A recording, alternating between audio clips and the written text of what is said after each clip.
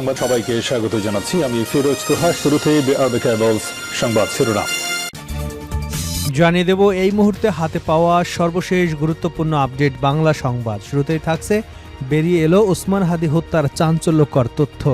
ইনকিলাব মঞ্চের মুখপাত্র এবং জুলাই অভ্যুত্থানের সম্মুখ সারির যোদ্ধা শরীফ ওসমান হাদী হত্যার মাস্টারমাইন্ডের নাম সামনে এসেছে। হত্যার নেপথ্যে ঢাকার কেরানীগঞ্জ উপজেলার সাবেক চেয়ারম্যান শাহিন আহমেদ ওরফে শাহিন চেয়ারম্যানের নাম উঠে এসেছে। গোয়েন্দা সূত্রের দাবি, কিলিং মিশন বাস্তবায়নে অর্থ এবং অস্ত্রের যোগানদাতা ছিলেন তিনি নিজেই। এ বিষয়ে থাকছে একটি বিস্তারিত আলোচনা, সঙ্গে থাকুন। এবারে জানাবো, বিএনপি নেতার ঘরে তালা মেরে দুর্বৃত্তদের আগুন, প্রাণ গেল শিশুর। লক্ষ্মীপুরে বেলাল চৌধুরী নামের এক বিএনপি নেতার ঘরে তালা লাগিয়ে আগুন ধরিয়ে দিয়েছে দুর্বৃত্তরা। এতে দগ্ধ হয়ে এক কন্যা শিশু নিহত হয়েছে। আহত হয়েছে নারী এবং শিশুসহ 6 জন। এদিকে হঠাৎ অসুস্থ মির্জা ফখরুল বাসায় চিকিৎসা নিচ্ছেন। বিএনপির মহাসচিব মির্জা ফখরুল ইসলাম আলমগীর হঠাৎ করে অসুস্থ হয়ে পড়েছেন। শুক্রবার গভীর রাতে তিনি ভাইরাসজনিত সংক্রমণে আক্রান্ত হন। বিএনপির মিডিয়া সেলের সদস্য শাহরুল কবির খান বিষয়টি নিশ্চিত করেছেন। তিনি বলেন, মির্জা ফখরুল চিকিৎসকদের পরামর্শ অনুযায়ী বর্তমানে নিজ বাসায় থেকে চিকিৎসা নিচ্ছেন, আর তার শারীরিক অবস্থা পর্যবেক্ষণে রাখা হয়েছে এবং প্রয়োজনীয় চিকিৎসা দেওয়া হচ্ছে। জানাবো, যে কারণে লন্ডনে ফিরে গেলেন ডাক্তার জুবাইদা। পরিবার সহ দেশে ফেরার প্রত্যাশায় লন্ডনে ফিরে গেছেন বিএনপির ভারপ্রাপ্ত চেয়ারম্যান তারেক রহমানের সহধর্মিণী ডাক্তার জুবাইদা রহমান। শনিবার সকাল 8:30টার দিকে বাংলাদেশ বিমানের ফ্লাইটে লন্ডনের উদ্দেশ্যে হজরত শাহজালাল আন্তর্জাতিক বিমানবন্দর ত্যাগ করেন তিনি। সর্বশেষ জানাবো আন্তর্জাতিক সংবাদ। গাজায় আশ্রয় কেন্দ্রে ইসরায়েলি গোলাবর্ষণ, নিহত 5। গাজা সিটির তুফাল একটি স্কুল ভিত্তিক আশ্রয় কেন্দ্রে ইসরায়েলি গোলাবর্ষণে 5 জন নিহত হয়েছে বলে জানিয়েছে গাজার সিভিল ডিফেন্স। তবে ইসরায়েলি সেনাবাহিনী দাবি করেছে তারা সন্দেহভাজন ব্যক্তিকে লক্ষ্য করে গুলি চালিয়েছে। এতক্ষণ শিরোনাম শুনছিলেন, এবার বিস্তারিত। প্রিয় দর্শক, আপনি যদি এই চ্যানেলে নতুন হয়ে থাকেন, ভিডিওটি দেখতে দেখতে চ্যানেলটি সাবস্ক্রাইব করে আমাদের পাশেই থাকুন। ভিডিওটি ভালো লাগলে শেয়ার করে বন্ধুদের মাঝে ছড়িয়ে দিন। বেরিয়ে এলো ওসমান হাদী হত্যার চাঞ্চল্যকর তথ্য। ইনকিলাব মঞ্চের মুখপাত্র এবং জুলাই অভ্যুত্থানের সম্মুখ সারির যোদ্ধা শরীফ ওসমান হাদী হত্যার মাস্টারমাইন্ডের নাম সামনে এসেছে। হত্যার নেপথ্যে ঢাকার কেরানীগঞ্জ উপজেলার সাবেক চেয়ারম্যান শাহিন আহমেদ ওরফে শাহিন চেয়ারম্যানের নাম উঠে এসেছে।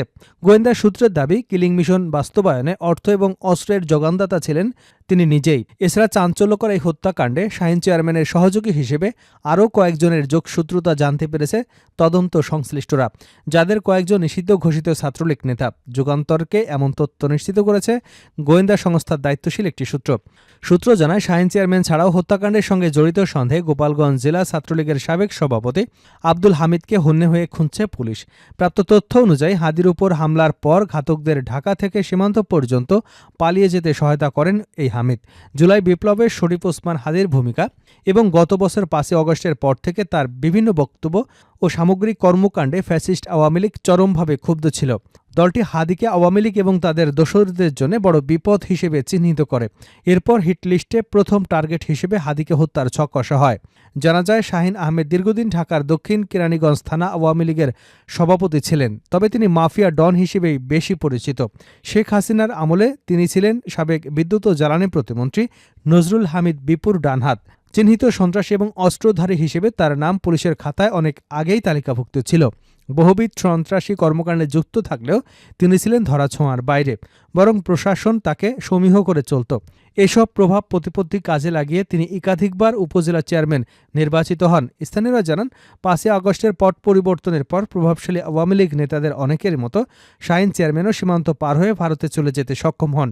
সেখানে পলাতক অবস্থায় তিনি দীর্ঘদিন চুপচাপ থাকলেও গত 3 থেকে 4 মাস আগে খোলস ছেড়ে পুরনো চেহারায় আবির্ভূত হন। সম্প্রতি তিনি দেশের মধ্যে আওয়ামী লীগের হিটলিস্ট প্ল্যান বাস্তবায়ন করতে বিভিন্ন অ্যাপসের মুঠোফোনে দেশে থাকা স্লিপার সেলের সদস্যদের সঙ্গে যোগাযোগ শুরু করেন। আইনশৃঙ্খলা বাহিনীর একজন কর্মকর্তা বলেন, কয়েকটি হোয়াটসঅ্যাপ কল এবং খুদে বার্তার সূত্রে হাদী হত্যায় শাহিন চেয়ারম্যানের সম্পৃক্ততা পাওয়া গেছে।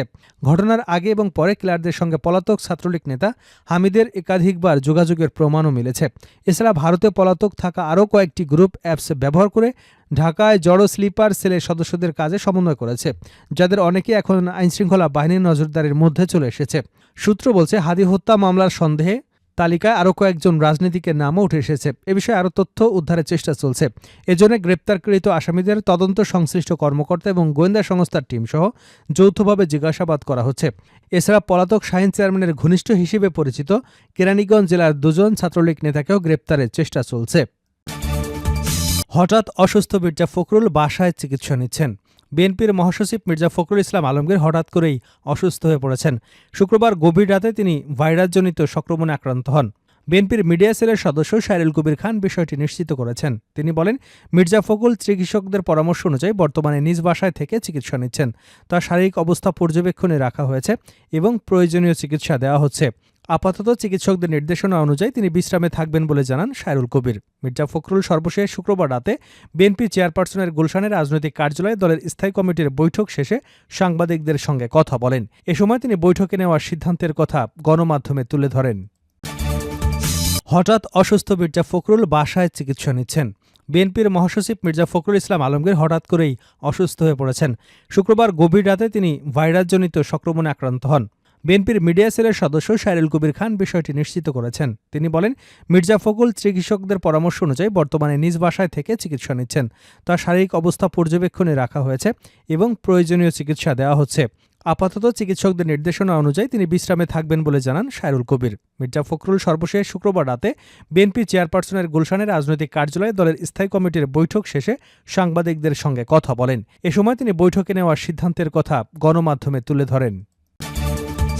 যে কারণে লন্ডনে ফিরে গেলেন ডাক্তার জুবাইদা। পরিবারসহ দেশে ফেরার প্রত্যাশায় লন্ডনে ফিরে গেছেন বিএনপির ভারপ্রাপ্ত চেয়ারম্যান তারেক রহমানের সহধর্মিণী ডাক্তার জুবাইদা রহমান। শনিবার সকাল 8:30টার দিকে বাংলাদেশ বিমানের ফ্লাইটে লন্ডনের উদ্দেশ্যে হজরত শাহজালাল আন্তর্জাতিক বিমানবন্দর ত্যাগ করেন তিনি।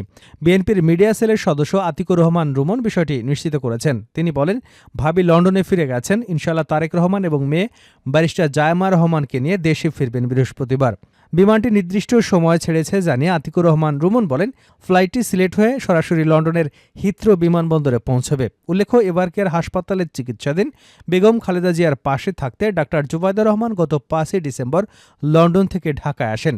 বিএনপি চেয়ারপারসনের মেডিকেল বোর্ডের সদস্য জুবাইদা রহমান সার্বক্ষণিক এবারকের হাসপাতালে থেকে চিকিৎসার কাজ তদারকি করেছেন। অধ্যাপক শাহাবুদ্দিন তালুকদারের নেতৃত্বে দেশি বিদেশি বিশেষজ্ঞ চিকিৎসকদের সমন্বয়ে গঠিত মেডিকেল বোর্ড খালেদা জিয়ার চিকিৎসা দিচ্ছে।